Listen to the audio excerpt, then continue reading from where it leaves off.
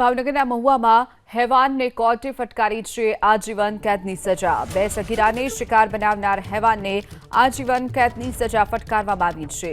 ગુલણ મકવાણા નામના નરાધમને આજીવન કેદની સજા। હેવાને બે સગીરા પર ફેબ્રુઆરી 2024માં દુષ્કર્મ આચર્યું હતું। સગીરા પર દુષ્કર્મ બાદ હેવાને વિડીયો બનાવ્યો હોવાનો પણ ખુલાસો થયો છે, ત્યારે કોર્ટે આજીવન કેદની સજા ફટકારી છે।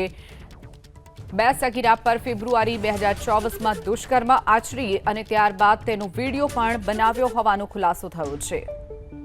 આજીવન કેદની સજા। બે સગીરાને શિકાર બનાવનાર હેવાનને આજીવન કેદની સજા ફટકારવામાં આવી છે। ગુલણ મકવાણા નામના નરાધમને આજીવન કેદની સજા। હેવાને બે સગીરા પર ફેબ્રુઆરી 2024માં દુષ્કર્મ આચર્યું હતું। સગીરા પર દુષ્કર્મ બાદ હેવાને વિડીયો બનાવ્યો હોવાનો પણ ખુલાસો થયો છે, ત્યારે કોર્ટે આજીવન કેદની સજા ફટકારી છે। બે સગીરા પર ફેબ્રુઆરી 2024માં દુષ્કર્મ આચરી અને ત્યારબાદ તેનો વિડીયો પણ બનાવ્યો હોવાનો ખુલાસો થયો છે।